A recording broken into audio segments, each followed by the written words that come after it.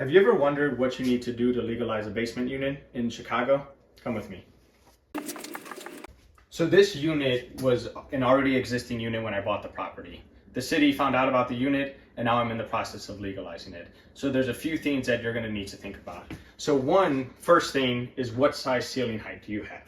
You need to have at least 7-foot ceilings. And if you don't, you're going to need to dig down the basement, and that cost might be $30,000 to $40,000, depending on whether you need to underpin or what exactly that entails. The next thing you need to think about, and in general, the things you need to think about are the ceiling height, the plumbing, the electrical, HVAC, and then we'll go outside and talk about that as well. So come with me to discuss the water line. So this was a legal 2-fat that we're converting to a legal 3. So because we're increasing the amounts of fixtures, we also needed to increase the water line. So before we had a 1-inch pipe coming in, we have now since upgraded to 1.5 inches.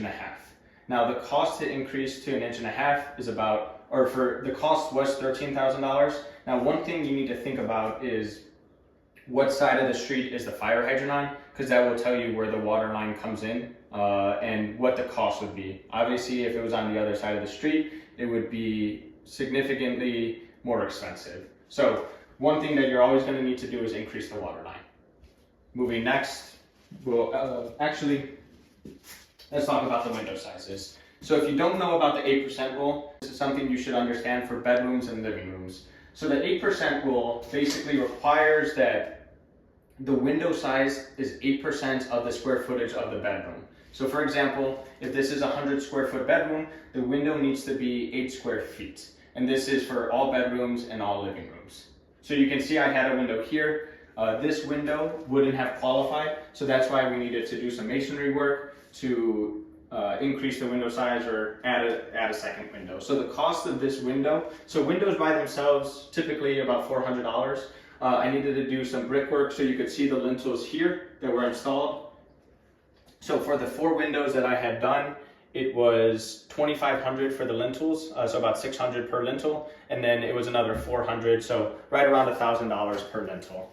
One other thing you'll notice is that there's a door in the back and there is not a door in the front.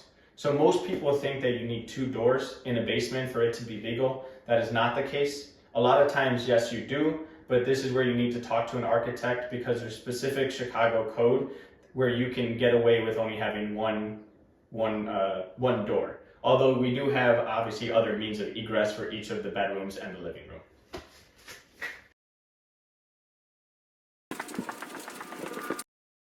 So moving on to the kitchen, obviously there needed to be new electrical run, new plumbing run. So this is all up to Chicago code. This passed rough inspection. One thing to keep in mind is that we didn't have initially the right water line size. Obviously we increased the main, but we also had to run 3/4 inch closer to the fixtures, which then branched off into 1/2 inch.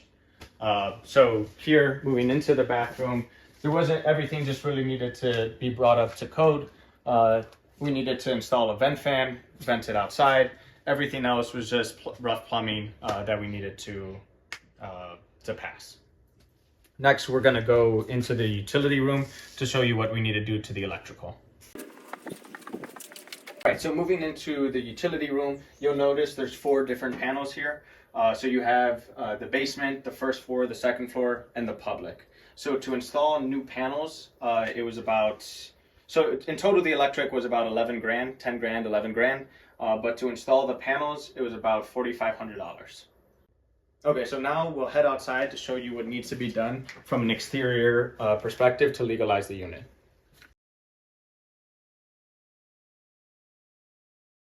To have a legal 3rd unit, you need to have a certain amount of rear yard open space. So basically the deck that was here and the footprint that it had, it was too much for the space. So what we did is obviously we tore it down, we built a new deck, and now this satisfies the requirements of rear yard open space.